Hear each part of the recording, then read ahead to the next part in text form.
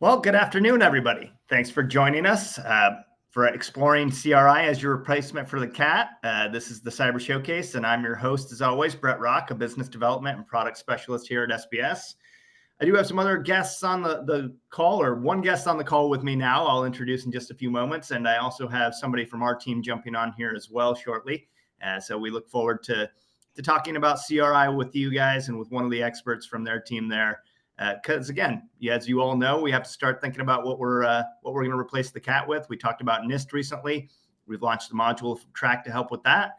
We also plan on launching a CRI Profile module, hopefully in late May or early June as well. So we'll continue to have some options for you there as well. So really appreciate you taking some time for us today. Again, Tony Meyer, who is not on the call just yet, but will be jumping on with us, our Director of Product.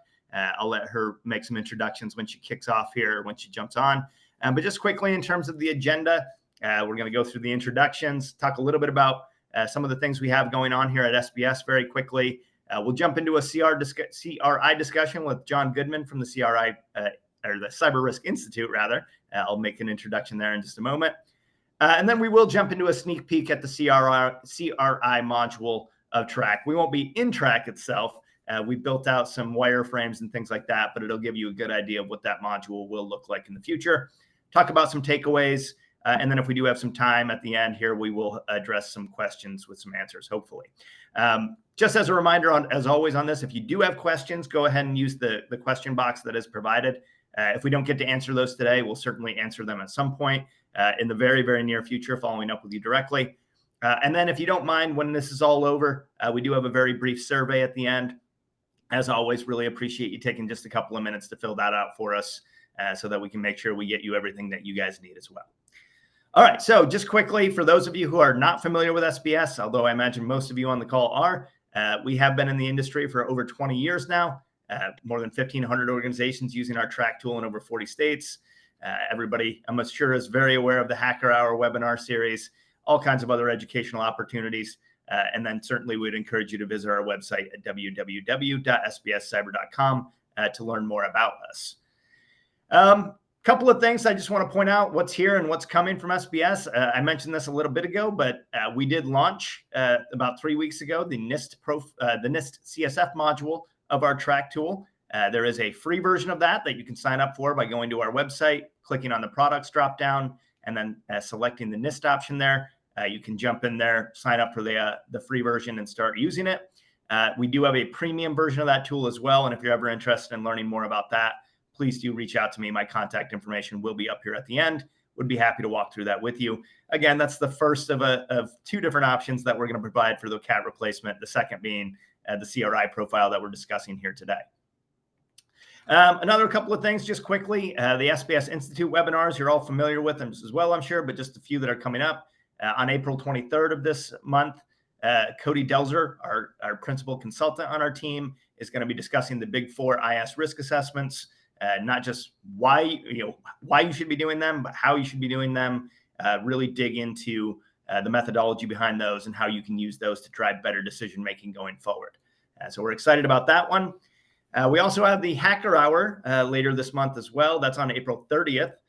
Nick Podorodsky is going to be joined by our own Laura Zanucci to talk about, I believe it's fraudacity in cybercrime. So talking about cyber criminals and how they're doubling down on the deception, the exploiting customers with new attack vectors, things like that. So they're really going to dive into that as well. After that, this is in May. So this is May 21st. Shane Daniel on our team is going to be talking about testing, planning, testing, and conquering, how you can handle your BCP and IRP to really save your business. They're going to provide you a comprehensive understanding of why those tests are important and why they can help you, or how they can help you safeguard your organization against unforeseen events. So really excited about all that stuff that we've got coming up. And as always, if you will get a copy of the slide deck here, these links are live. You can certainly go directly there. But if you go to our website, they're all up there as well. All right, so let's jump into the really good stuff here, what everybody's here to talk about today. And I'm very excited to talk with one of the senior vice presidents over at the Cyber Risk Institute, John Goodman. John's our guest. As I mentioned, he's an SVP over there. He's previously served as vice president of IT management and controls and the deputy CIO for Penn Fed Credit Union.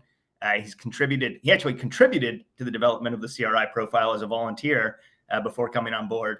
And he maintains a ton of different certifications that I put up there on the screen there. So, John, I'll give you a second if you want to introduce yourself.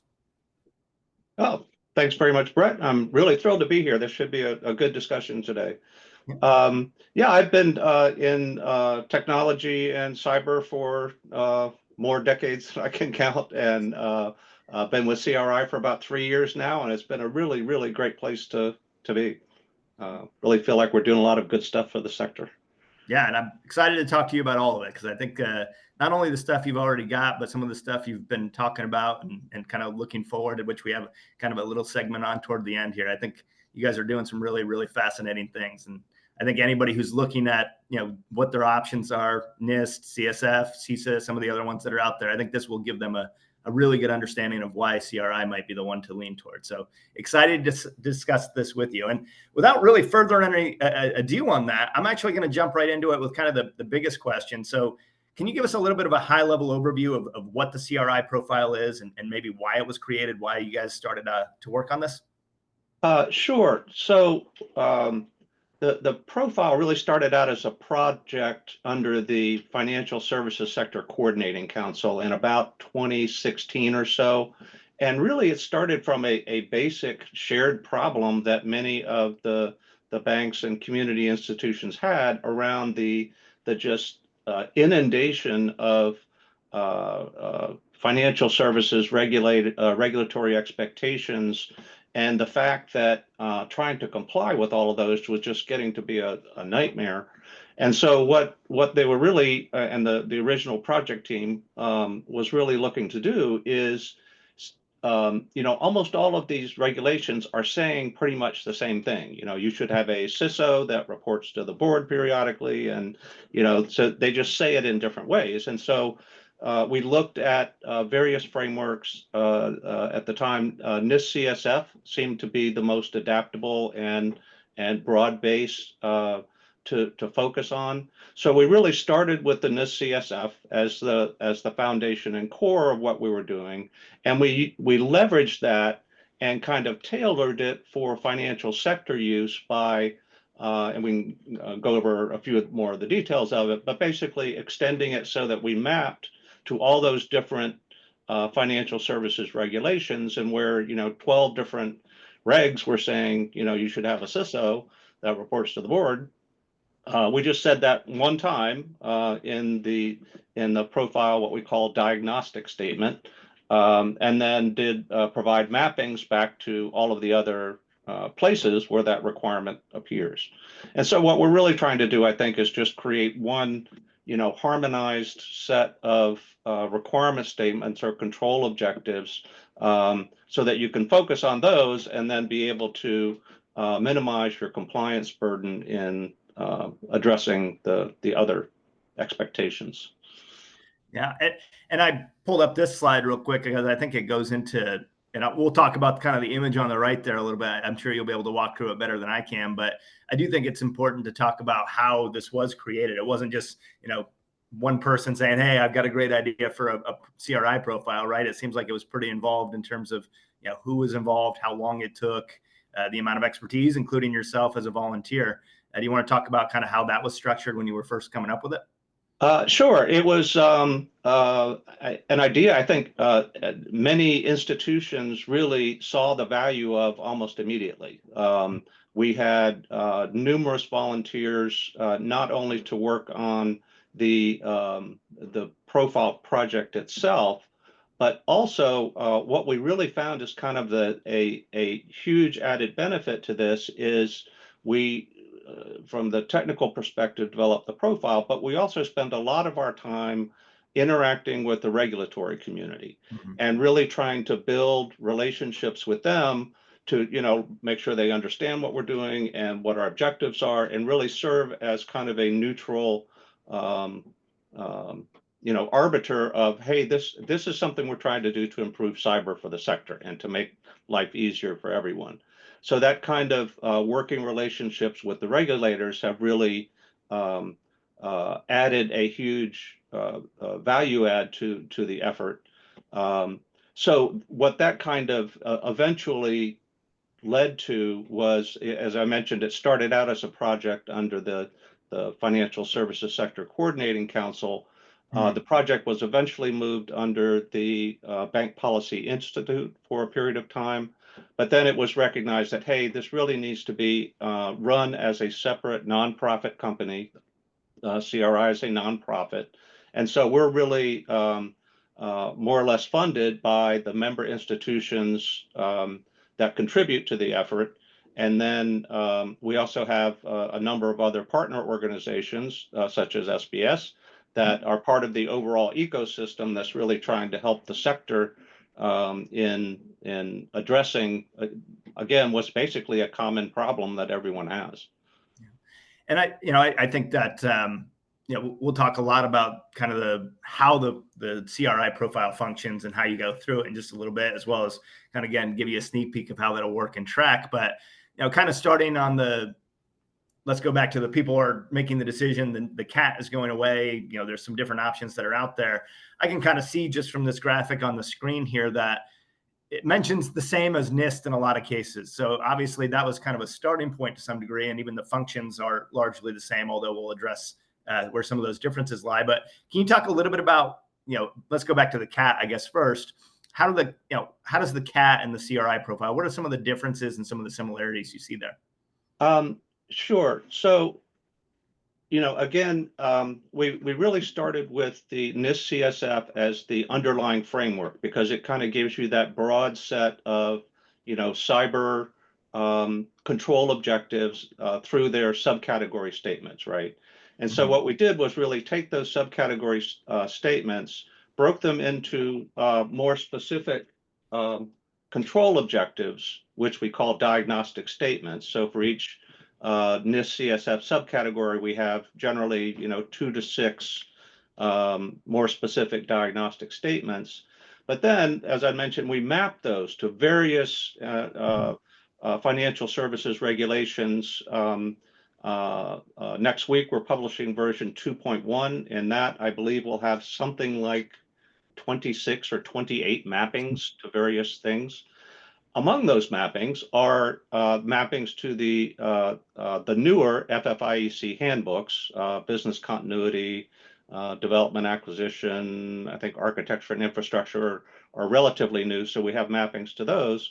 We also have mappings to the CAT. So pretty much everything that is referenced or identified as a requirement in the CAT, we've mapped to the profile. So you can see how those two things align.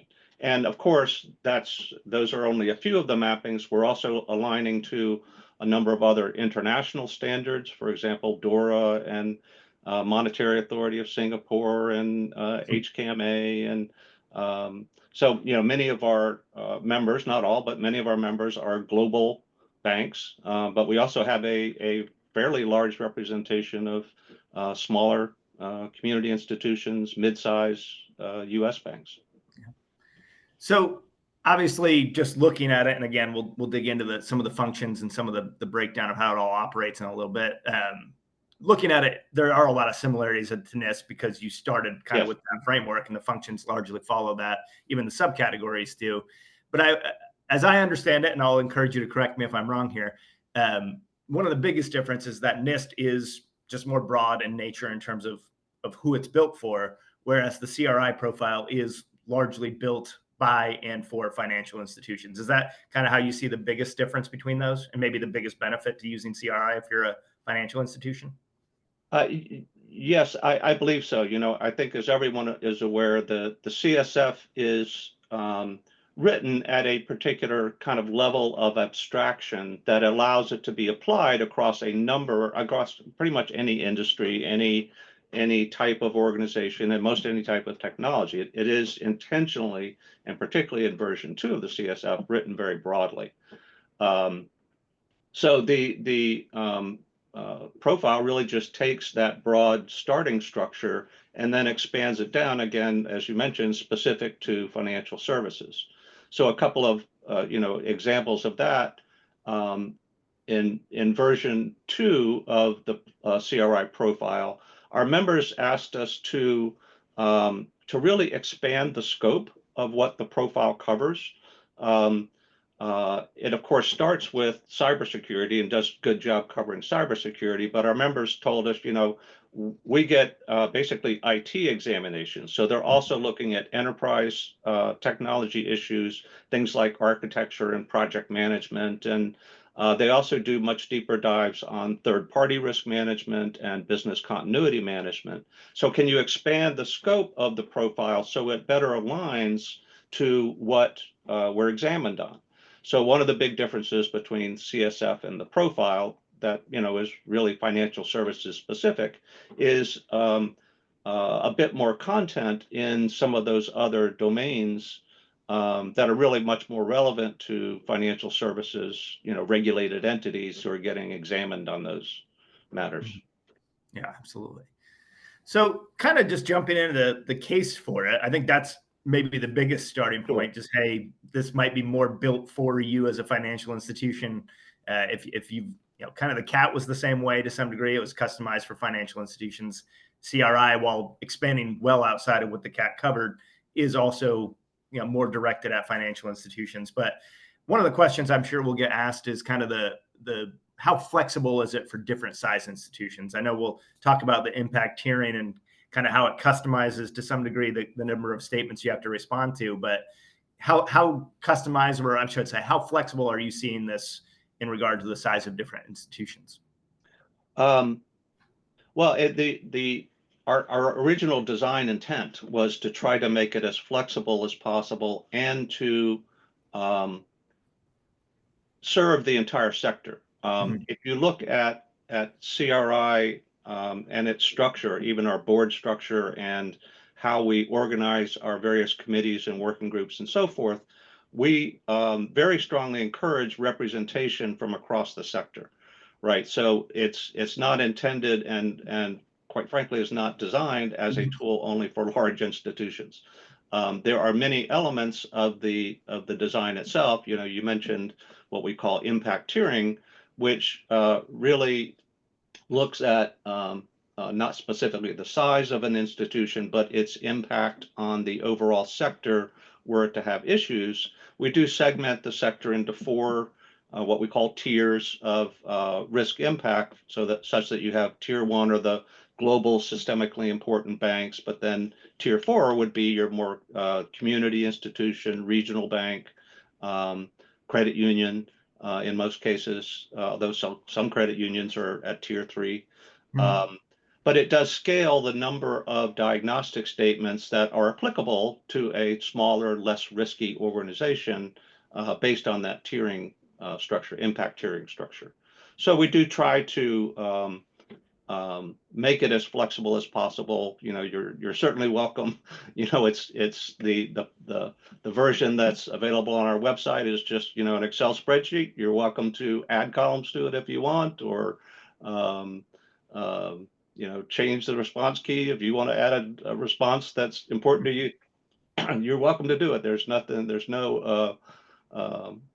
We're not a regulatory group. We're just providing this as a suggested guidance document. You're free to adapt it as you see fit. So, how would you? Obviously, you've got people moving to the CRI profile already and using it. Do you have any advice for someone on the call or on the webinar today that's like, okay, I'm in.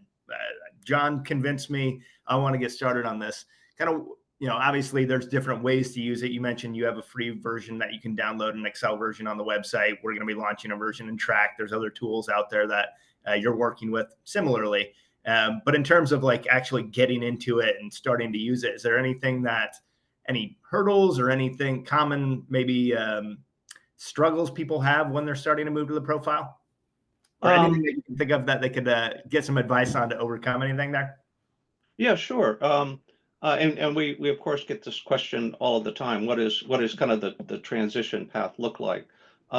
First, as you kind of mentioned, there are a number of options in terms of just automation support or even documentation support. We provide a number of free resources on our website. We've also created a what we hope to be a attractively priced membership option that also provides some additional materials and training videos and things like that for smaller institutions that should be, we hope, attractive. And then we've been working with our other partner organizations like yourself to implement automated support solutions to in particular for smaller community institutions and mid-sized regional banks, et cetera. So there's a number of I think resources and companies, a growing number of companies available to help in that. We also have a growing number of partnerships with consulting firms that are available to help companies transition if they decide they want to go that route. But in terms of what firms should actually be looking at, it really depends on your intended use case for well, what you were using the CAT for, and then what you may want to use the profile for. We are quite aware that a number of firms take the CAT, they fill it out, basically, and take maybe an hour or two to fill it out once a year, and that's kind of all they want to do with it, right? They're kind of it's an expectation of the regulatory community that they do a self-assessment of some sort. So in going through that, even the free resources available on our website, with I mentioned we have mappings to the CAT, to the profile that can assist you in, hey, I answered this question this way last year under the CAT. That question maps to this diagnostic statement in the profile. It may take you a little bit extra time the first time you go through it, but once you've got stuff in the profile spreadsheet, you should be good to go. So that's kind of, I think, the simplest use case. From there, it can expand up to, if you are looking more for automated support. I'm very much looking forward to seeing what you guys are putting together here. That sounds, from what I can tell, very exciting. But as I mentioned, there are other options as well. So it really depends on, the profile, probably much more so than the CAT, has, I would say, other uses and benefits if you choose to pursue it beyond just doing a quick self-assessment, right? If a properly structured control framework, and particularly one that's adapted to financial services and kind of that set of expectations, really can help an organization in how they structure their things like policies and procedures, how they structure evidence when they go into an examination with the regulators, how they structure their, quite frankly, roles and responsibilities. It can really help inform and provide guidance to organizations in better structuring their programs. And so what we've really seen, particularly among our member base, is the ones that have really gotten the most value out of the profile, as it's evolved over the last several years, have been the ones that have been really integrating it into their and using it to inform their cyber and technology programs beyond just the self-assessment aspects of it. Yeah, and I think you touched on the next question I was going to get to, but the idea that, and I think this is why the CRI profile marries so nicely into TRAC, which is, we believe that this isn't just a check the box thing, right? It's something you have to do. We get it. You have to do IT risk assessments. You have to do vendor management. You have to, fill out a cyber assessment of some sort. But, the ones that actually get the most value out of it are going to be the ones that the institutions that choose to use this to aid in decision making. Is that fair to say? Yeah, absolutely. And I think that's also where, our members see a lot of value in rubbing elbows with other members, right? Sure. Like I said, the firms all have the same shared set of problems. And so to the extent that you can also, talk to some of your peers about, hey, how did you approach this? So that you're not reinventing the wheel every time. I think we see a huge value out of that as well. Yeah, absolutely.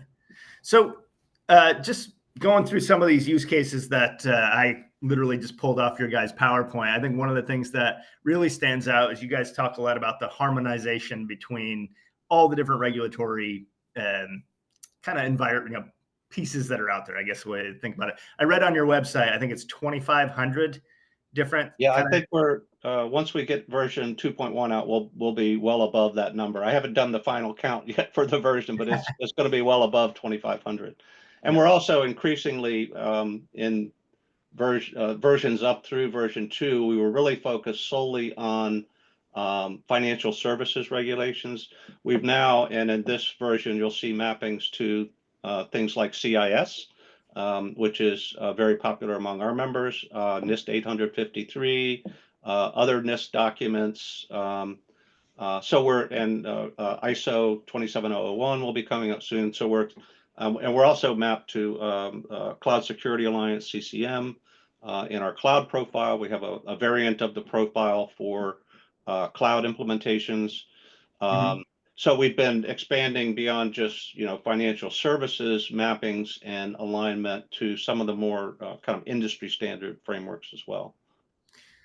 So I imagine people are hearing all this and thinking 2,500 plus state regulations that we address and all these different frameworks that we're mapping to.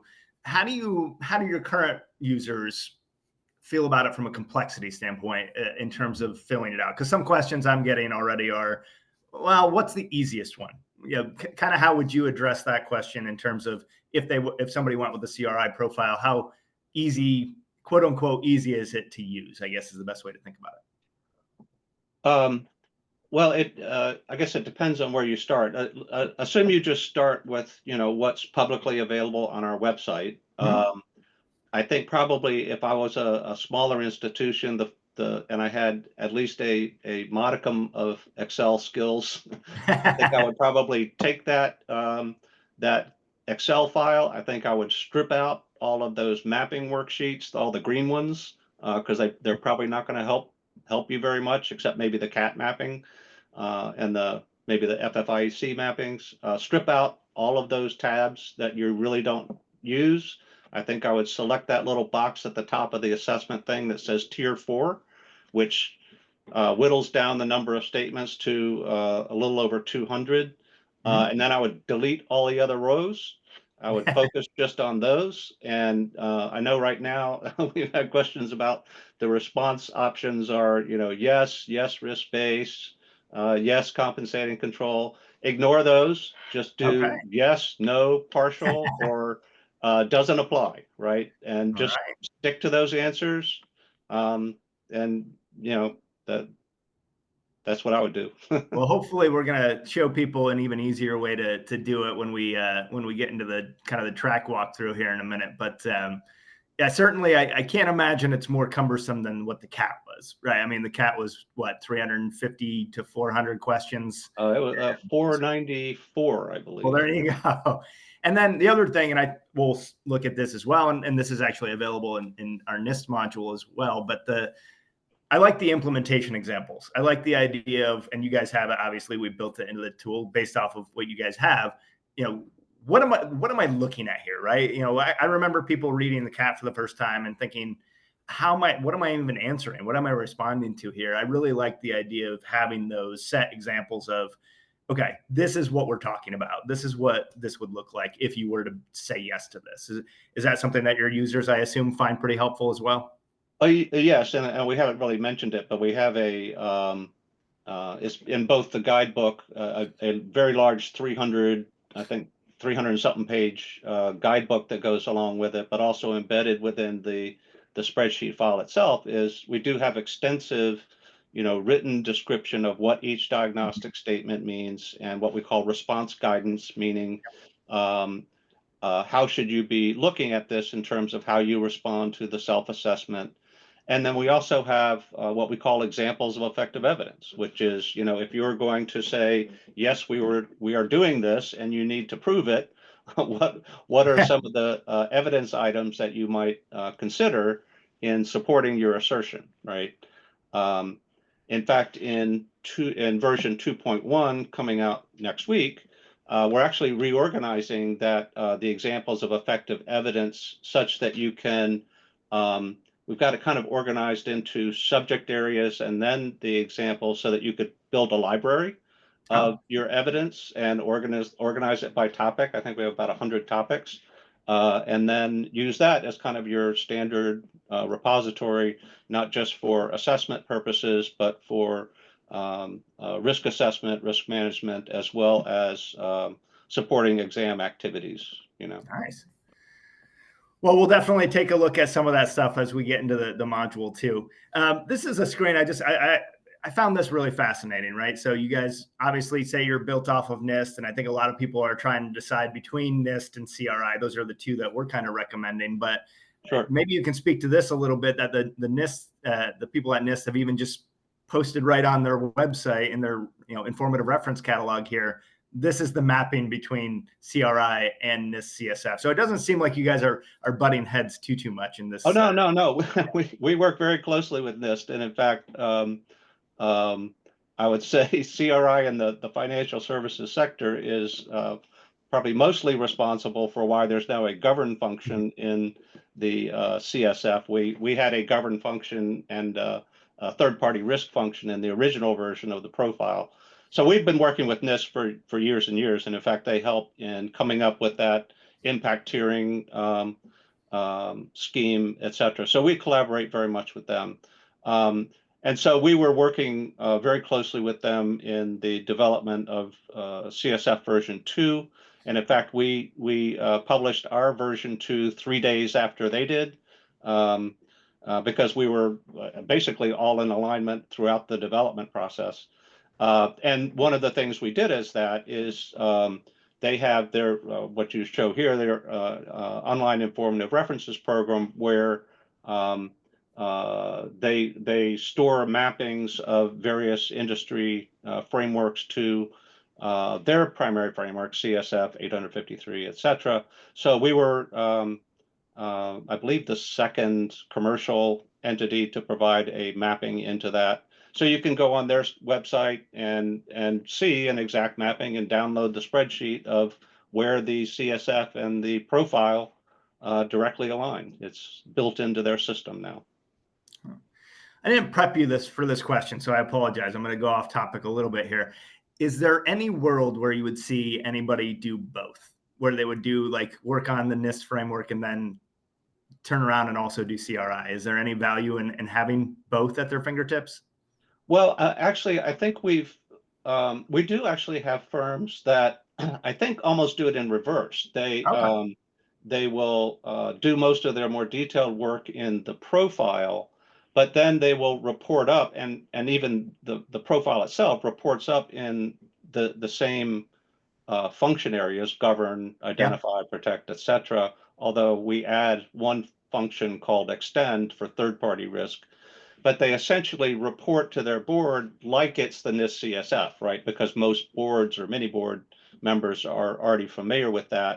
So so a lot of times when they're talking to boards, they'll kind of they'll refer to the profiles like NIST Plus, so that they take advantage of the familiarity of the CSF, and they show their reports, in a very similar manner to the CSF, which is very easy to do with a profile because it all rolls up the same. Sure. And they just label it, NIST Plus or that kind of thing. So yeah, the two are actually quite interchangeable. We do add, we add stuff to right, but almost everything that's in this CSF is in the profile. So yep. Okay. So I want to get into kind of how it works. So, and you can correct me if I'm wrong. You're the expert, obviously. So as I understand it, it begins with the impact tiering, where we're determining essentially through a series of just, I think, 9 questions potentially, what tier we fall into in terms of the impact our organization might have from a financial services perspective.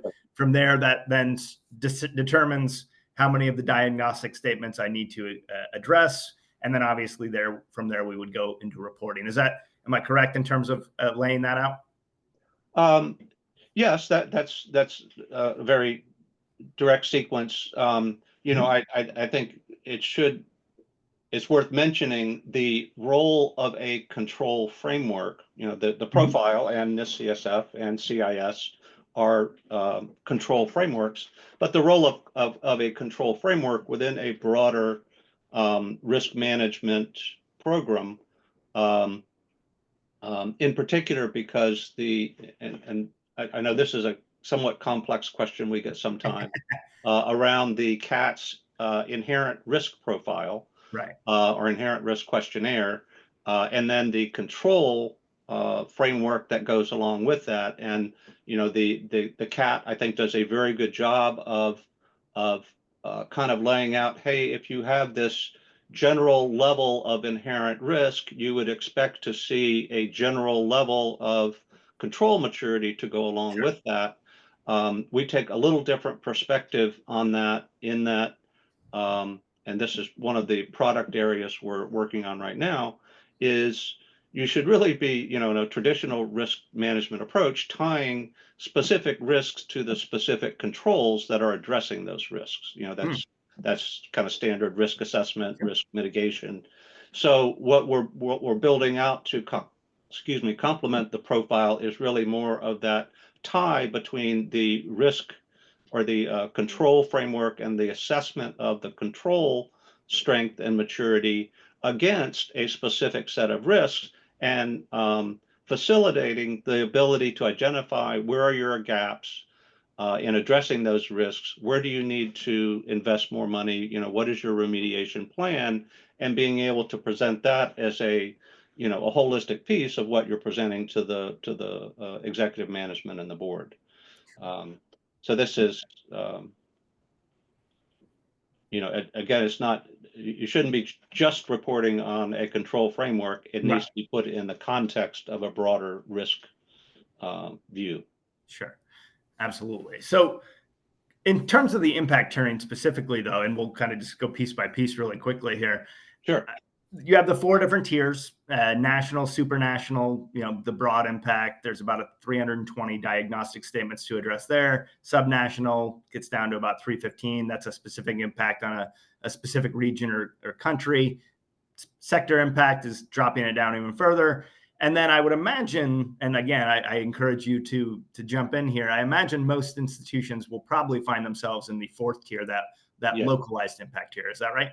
Yeah, the vast majority of regulated firms, particularly in the U.S., fall into that localized impact tier. The other tiers are really looking at, higher degrees of interaction, particularly in supporting the rest of the sector. Things Mhm. like payment companies and things like that. That if they go down, they impact large numbers of other financial services sectors. So we've tried to, again, structure the profile and the subsets of diagnostic statements so that you wouldn't expect a small regional bank to need the same number or control maturity as your JP Morgan Chases out there. It's just that Right. kind of defies logic. It's just No, starting I out. So totally agree. And I think that will be music to the ears of most people on the call, that it is kind of a lesser subset of diagnostic statements they have yeah. to respond to. So, in Yeah, terms of, and when you think about it, when you compare it like to the cat that was, 494, 95, I yeah, can't remember now.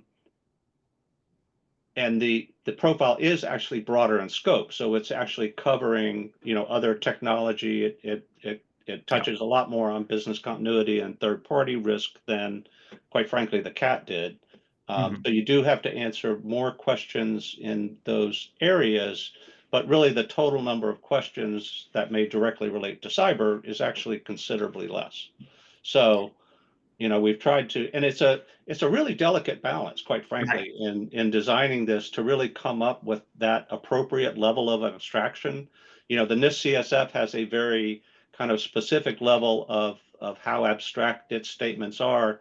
The diagnostic statements are also very, quite frankly, carefully crafted to be at mhm, just the right level of detail, so that they're not, too prescriptive, but they still capture, a real risk control objective, right? So it's we've tried to we tried to hit that, Goldilocks sweet spot of, what makes the most sense for people. So would it be fair to, I feel like this is something that, and I don't, people can choose NIST, they can choose CRI profile, either way. Hopefully they choose to use it in TRAC. As long as that's happening, I'm happy. But would you say that this is something that maybe the NIST piece is missing, or the NIST framework's missing? Because as I understand it, and as I've gone through it, there's really nothing that says I fit, it's kind of a one size fits all to some degree. Compared to you guys, the CRI profile, which is kind of does break it out into those different tiers. Is that fair? Yes, and I would say, both to its benefit and its detriment, it's more abstract, and so it requires more specific interpretation to apply it to your specific situation, right?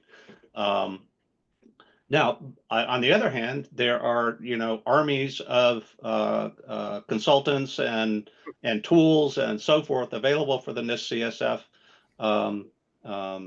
It's also quite frankly, a free government resource. Sure. The profile itself is actually subsidized by the sector. What's essentially happened here is the CAT was developed by the government. The government is now saying the sector seems to be doing a better job at this. Let's let them do this. Mm-hmm. But that does require some degree of investment in order to keep it going. So once we've decided on where we kind of fit in the impact tiering, and I believe, again, most of the people on this webinar will probably fall into that level 4. Yeah. It does get into the diagnostic statements, which again, as you could see from that last slide, is customized and kind of tailored based off of where you land. I do want to save a lot of this for when we get into the modular, the walkthrough in a second, but most of these should be pretty familiar to everybody. The govern, identify, protect, detect, respond, and recover are all functions that come straight out of the CSF. I do want to just take a second on the extend piece of it. You mentioned a few minutes ago, John, that it is focused more on the third party, the vendor management side of things. You want to maybe elaborate on kind of why we added that extend piece? Yeah, sure. I mean, even from the original version of the profile, it was, quite obvious that the financial services regulators focus a lot on third-party risk, right? And so we had to have a place to capture how to map those requirements into being done. And we did spend a lot of time when NIST CSF version 2 was being developed, trying to convince NIST to add a 7th function for third-party risk, or they refer to as supply chain risk. Sure. Mm-hmm. We were never able to convince them to add 7. They added the govern, but we couldn't convince them to add a separate one for extend. But as the CSF wonks will know, they did add a fairly sizable section under govern for supply chain risk management. You'll see quite a bit of mirroring between what's in that category in the CSF to what's in our extend function. We just expand out into a bit more detail elements of what we refer to as third-party lifecycle management, which is, you start with a procurement plan, you do due diligence on your vendors, you go into contracting, you go into management and monitoring, and eventually you terminate the relationship. So we've just organized the controls around third-party risk in that kind of lifecycle approach in extend. NIST did a very similar thing, but in a more concise or less detailed manner in the new govern function for the supply chain risk category. Yeah, absolutely. So you'll still see a lot of mirroring of the same content, just level of detail differences. And I would say, in kind of my opinion anyway, the govern function that they did add, which it does sound like you did, the CRI folks kind of worked to help them get that in there, really was what made the CSF even kind of an option for financial institutions, since governance is such a critical component. So I think that was a good add in any way, or either way. So I do want to, before we jump into the, again, walkthrough, I want to save some time for that. But I know you guys are already working on kind of what the future looks like. You've mentioned a couple of times 2.1. That's going to come out next week. It sounds like I want to let you talk about that. But one thing I'd like you to address before you even get into that is one of the complaints or maybe quibbles people had with the CAT was the fact that it never got updated, right? There was one update that added the yes with compensated controls, but other than that, for 10 years, it was the same tool. Not to say it was a bad tool, not to say that it wasn't didn't have really positive aspects, because I think we all agree it did. But Yes. the lack of updates was a big reason why it's getting sunsetted on August 31st. Yes. How often does the CRI profile get updated? And then maybe talk a little bit about what's coming up and some of the new updates that you've got planned. Sure. So we are very much committed to keeping the profile current, as well as, and I'll mention briefly some related products that are already available and that we're working on to refresh. Again, the whole risk management domain, right? Is that the control framework is not the only piece. But so we're committed to what we typically do is a major release about every 3 years is kind of what we think is the sweet spot. You have to be very careful, you can't interject too much change, right? On people. So we're thinking major release about every 3 years, and we're on track with that now. We had version 2 came out last year. That was a huge release, a huge set of changes. And then at least minor releases every year in between. So we're 1 year since the last release. We're releasing 2.1 next week. That will have, we are not making any changes to the diagnostic statements in this release, because we know a lot of people are still digesting the version 2 changes. We also know that the CAT sunsetting has introduced a huge amount of change in the environment, and so we don't want to go, adding to that, Right. to everyone's misery there. So we're adding some additional features to version 2, things like the examples of effective evidence. We're also adding about a dozen mappings to that version. So that will come out next week, and we'll do another version probably in about a year. Also next week, we will be releasing what we call the profile maturity model. We've spent well over a year developing a more traditional 1 to 5 maturity level model that will go along with the CRI profile. It's a little different than the way the CAT defined maturity. And we probably don't need to spend time on that, but we will have a maturity model, at least for, as it initially rolls out, that will be a member only benefit. As we're currently envisioning it, we'll see how that goes. And then that will be tied to either later in the year or starting next year, we'll be offering benchmarking services, peer benchmarking. So if everyone is using the same maturity model to assess themselves, we can then start doing peer comparisons and peer benchmarking, for like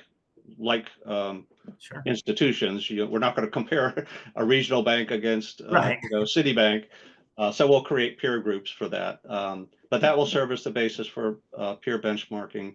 As I mentioned, we have the cloud profile is available on our website.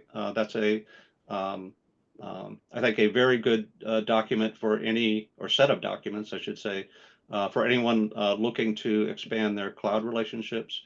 We are currently working on essentially an extension of the NIST AI risk management framework. We're developing a risk management framework, again, tailored to the financial services and tailored to kind of your adoption stage of where you are in adopting AI. And then longer term, kind of that risk framework, risk taxonomy, risk statement work will be coming down the track. Nice. Well, again, that's very exciting compared to what a lot of us have been going through, or what a lot of the people on the webinar have been going through. Just repeating the same statements year after year and kind of updating as needed. John, I'm going to ask that you stick around, and Sure. We really appreciate everything you brought. I want you to be here while we're looking through some of the NIST stuff. I'm sorry, the CRI profile. Tony, are you on the call now? I think I saw you jump on. I am. Hey, Tony. Tony is our director of product. I introduced her without her being here, but she's one of our experts. She's been on this the Cyber Showcase before, so hopefully you're all familiar with her. Tony, as I'm pulling this up and we're starting to walk through it, I thought I'd just give you a second or two to talk about why this was something. Obviously we were already kind of in progress on developing a NIST module when the the CAT sunset was announced. So that kind of sped that up. But why did we pivot to the CRI profile as kind of the next option that we were going to roll out? Yeah, like you said, when the sunset of the CAT was announced, NIST was actually already on our roadmap. So that was a easy one for us to identify, to really pull up in our TRAC roadmap.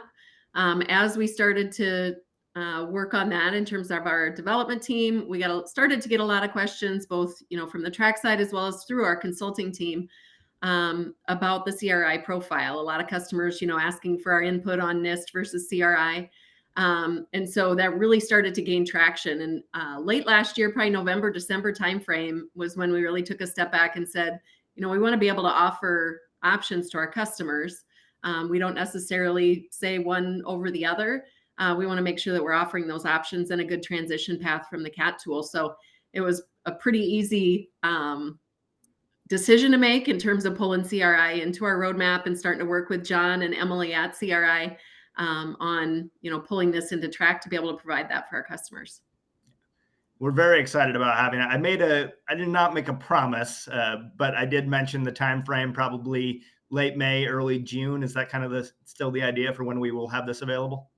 Yeah, we're still on track for that. And that, John mentioned this as well. Like, we're really trying to get, the impact hearing questions, the questions out there so that people can start filling this out as part of TRAC, and then we'll continue to build on that. So we'll have reports available just like we do in the other modules that we have in TRAC. But as we continue to build on TRAC, and as John and his team continue to build on the CRI profile, we'll continue to add those functionalities as they become available. So while the CRI profile will be available in May, we do continue to plan to enhance that. And then I know we're working on the tool that's going to help us on the premium side of NIST transfer CAT answers over to the NIST module. As I understand it, that's also going to be available, or hopefully that's the goal for CRI as well. That's correct. Yes. We'll plan to have that same capability where we can help you transition the applicable questions over from the CAT tool, utilizing the mapping that CRI's provided. Will help you move those questions over. Obviously, we want you to go through and validate those, take a look at them, but we want to provide as much help in that migration as we can. That's awesome. So as I'm going through this, feel free to jump in. And as everybody can probably tell, this is not a live TRAC environment.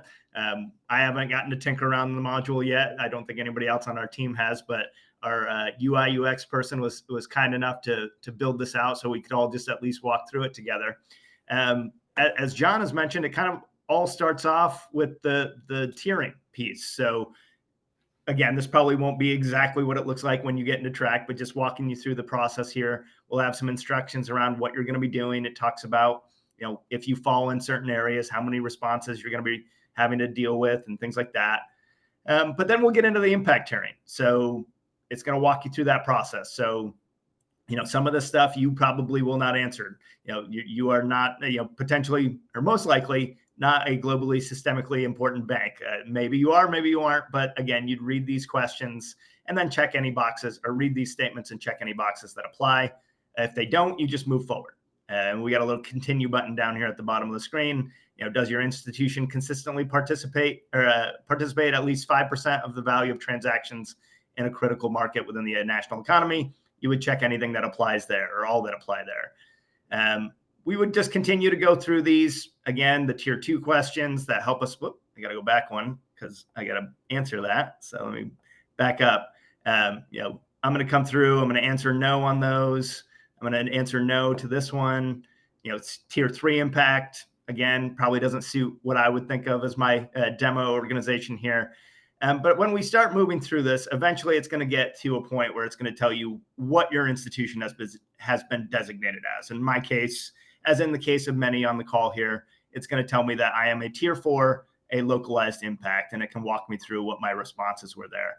As I proceed inside to actually work on the assessment piece, this is going to look very similar to anybody who, if you've seen the NIST CSF module, the layout, the look, the feel looks very, very similar, very clean.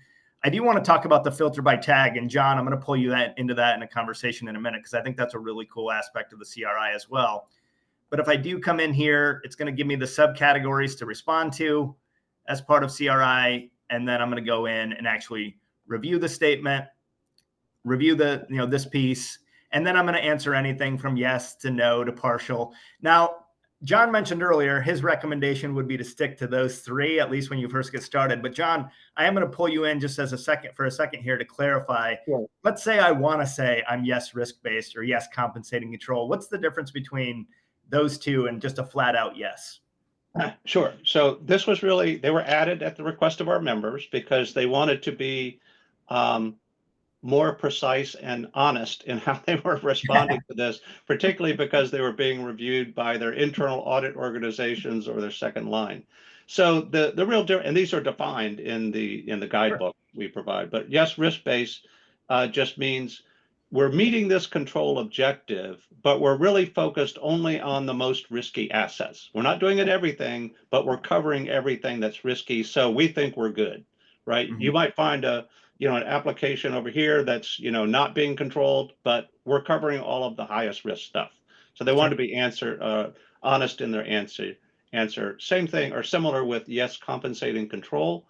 That means we're meeting the control objective, but we're doing it in a different way than it was stated in the diagnostic statement. We're either, we have a different way of addressing the associated risk, but we're still covering the objective. So these were just kind of minor variants, again, to let them be honest in how they were answering and feel like they could, provide more clarity in their audit teams, rather than just a blanket yes, right?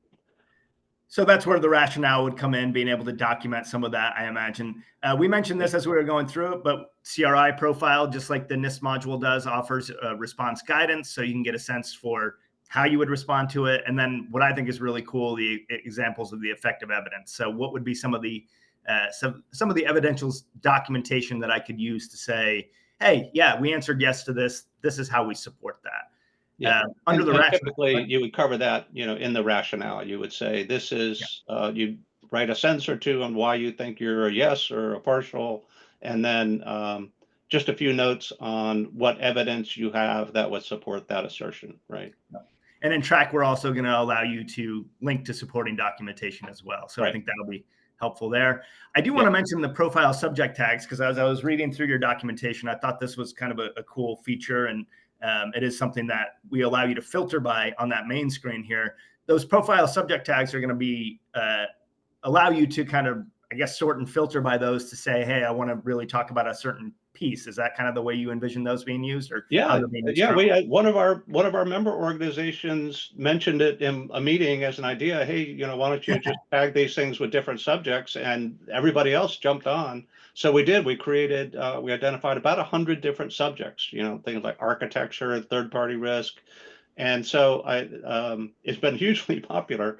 But particularly for things like filtering. Particular topics of questions to give to a particular group to respond to, right? You filter on third-party risk and then give that set of questions over to your third-party risk group to have them answer them. So, and we will have the ability. I kind of circled it or looped around it when we first got on that screen. I'd have to go through the questionnaire to get back to it on the little walkthrough here, but we will have the ability as part of TRAC to filter based off of your response, but also based off of those tags as well. So I think that's going to be extremely useful.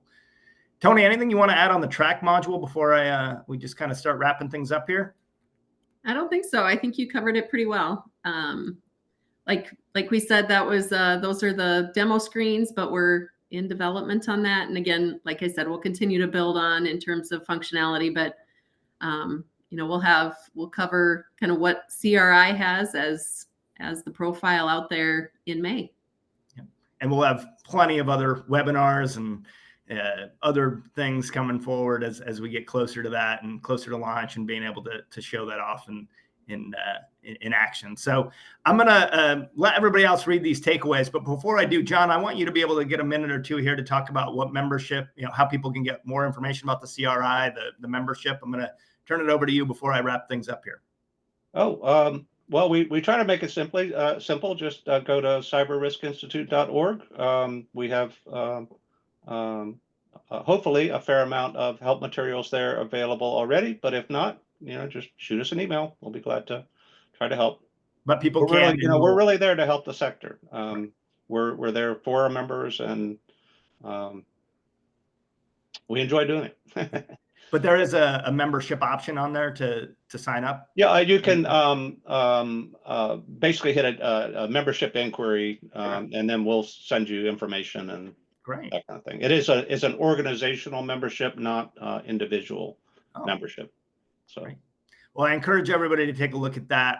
I think this was, hopefully everybody got something out of this. I certainly did. John, I really appreciate your time today. I know you're a busy man and have been on a lot of these webinars and talked to a lot of people. So we really appreciate you joining us to do it. Tony, really appreciate you jumping on to kind of walk through TRAC with us a little bit, or walk through the walkthrough with us. Did not get a chance to answer a question, so I apologize, but I swear we will get to you. If you ask the question in the chat, I'll make sure we follow up. And if I have to pick John's brain about it, I'm sure he will. Sure. I think I can answer a couple of those questions, but okay. Well, we'll work together to make sure we get everybody's questions answered. As always, here's our contact information. If you're interested in learning more about anything that we do, any of the TRAC modules, CRI, NIST, anything, please reach out to Tony or I. I mentioned that we do have a survey. If you don't mind taking that really quickly, we certainly appreciate that. And again, really appreciate one final suggestion for people on timing. I know that CAT disappears August. Talk to your regulator. If you're having challenges transitioning, or if you've got something in progress, that's not some magic drop dead date. That's just when it disappears from the website. Talk to your regulators. Talk to the NCUA about ACIT. They're still saying they're supporting ACIT, but talk to your regulator. Make sure that they know what you're doing. Talk to your board. Great point. And to that end, we're not getting rid of CAT and TRAC anytime soon. So you don't have to worry about, if you're using that in the tool September 1st at midnight, it's not going to disappear. We're going to continue to have it in there. So really good point, John. Appreciate you bringing that up. Appreciate your time. Appreciate everybody's time today. And please let us know if you have any questions. Thanks again so much. Thank you, Bret.